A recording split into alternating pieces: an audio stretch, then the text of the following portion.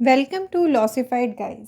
आज हम डिस्कस करने वाले हैं ट्रांसलेशन सीरीज़ का 5th पार्ट। अब जो लोग नए हैं उनके लिए क्वेश्चन होगा उनके मन में कि क्या पहले के पार्ट्स देखना ज़रूरी है तभी पार्ट 5 समझ में आएगा। तो देखिए, ऐसा नहीं है।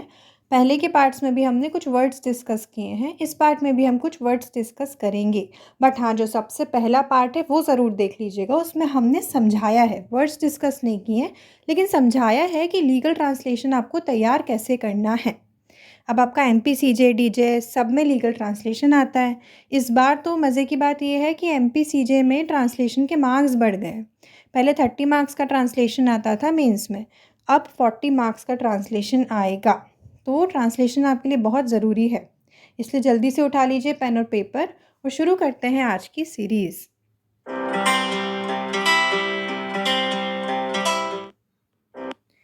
चलिए, सबसे पहले है कमिट। ये वो वाला कमिट नहीं है, क्राइम कमिट करने वाला कमिट नहीं है। ये है कमिट यानी सुपुर्द करना, जो आप CRPC में पढ़ते हैं। जब आप पढ़ते हैं ना कि सेशन कोर्ट को ट्रायल कमिट करना यानी ट्रायल सुपुर्द करना।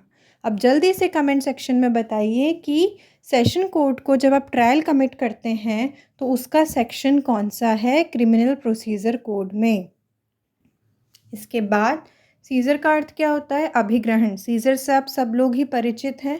सीज़ करना, सर्च, सीज़र, ये सब पढ़ा है आपने। इसके बाद प्रोबेशन। प्रोबेशन आपने सुना होगा, प्रोबेशन ऑफ ऑफेंडर्स एक्ट्स। उसमें क्या है? प्रोबेशन का अर्थ है परिवीक्षा। इसके बाद प्रीवियसली कन्विक्टेड यानी क्या होगा? पूर्वतन सिद्ध दोष। कन्विक्टेड यानी सिद्ध दोष, और जो पर्सन कन्विक्ट होता है उसे क्या कहेंगे? सिद्ध दोषी। तो इसलिए प्रीवियसली कन्विक्टेड यानी पूर्वतन सिद्ध दोषी। एडजर्नमेंट का अर्थ क्या है? स्थगन। अब जल्दी से कमेंट सेक्शन में बताइए कि CPC में यानी सिविल प्रोसीजर कोड में एडजर्नमेंट को लेके एक ऑर्डर है, वो ऑर्डर नंबर कौन सा है। अगला मेमोरेंडम। मेमोरेंडम का अर्थ है ज्ञापन। इसके बाद क्लेमेंट। क्लेमेंट का अर्थ है दावेदार। जब आप क्लेम पढ़ते हैं, क्लेम का अर्थ होता है दावा। तो क्लेम करना है मतलब दावा करना, और क्लेमेंट का अर्थ हुआ दावेदार। इसके बाद डिफेक्ट का अर्थ क्या हुआ? त्रुटि। कस्टडी का अर्थ अभिरक्षा। रिव्यू का अर्थ पुनर्विलोकन।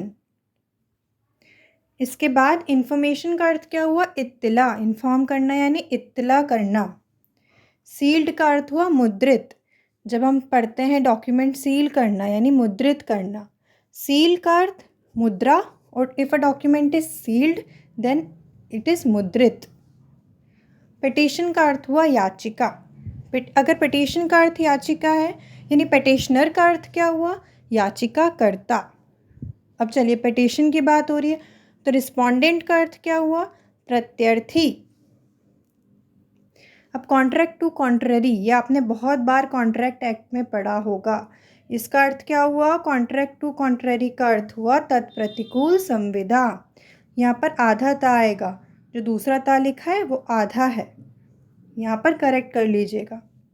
इसके बाद कैरेक्टर का अर्थ हुआ शील। जो आप एविडेंस एक्ट में पढ़ते हैं ना, सेक्शन 52 से सेक्शन 55 तक, कि evidence of bad character, evidence of good character, तो इस कैरेक्टर का अर्थ हुआ, हिंदी अर्थ हुआ शील। इसके बाद डॉक्यूमेंट्री एविडेंस का अर्थ हुआ दस्तावेजी साक्ष्य।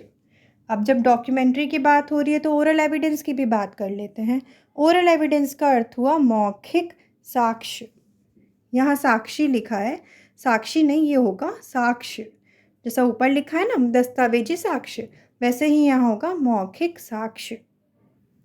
इसके बाद चलिए अब एक क्वेश्चन का आंसर बता दीजिए कमेंट सेक्शन में। दस्तावेजी साक्ष्य यानी डॉक्यूमेंट्री एविडेंस का कोई सेक्शन है एविडेंस एक्ट में जहाँ डॉक्यूमेंट्री एविडेंस डिफ़ाइन किया है?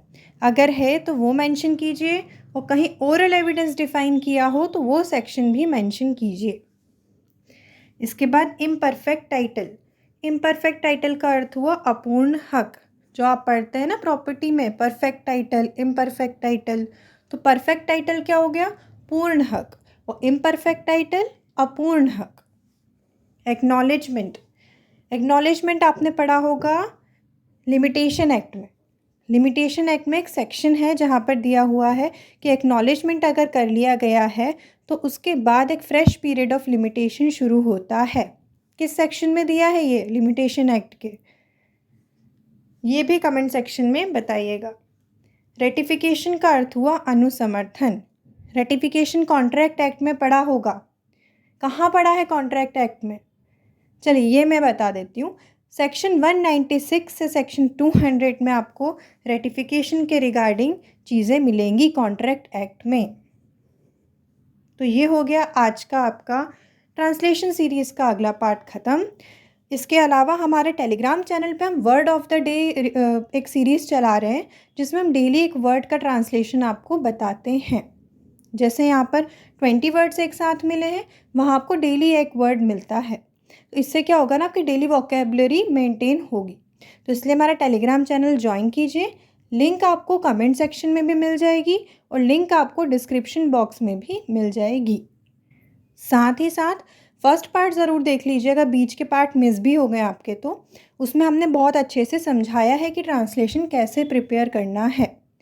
वो आपको मिल जाएगा, प्लेलिस्ट पे जाएंगे तो लीगल ट्रांसलेशन एक हेडिंग है, उसके नाम से प्लेलिस्ट है, उस प्लेलिस्ट में आपको फर्स्ट पार्ट मिल जाएगा। अगर ऐसे आपको दिक्कत होगी देखने में तो प्लेलिस्ट में जाके स्पेशली लीगल ट्रांसलेशन देख लीजिए। तो that's all for today. Like, share and subscribe the channel.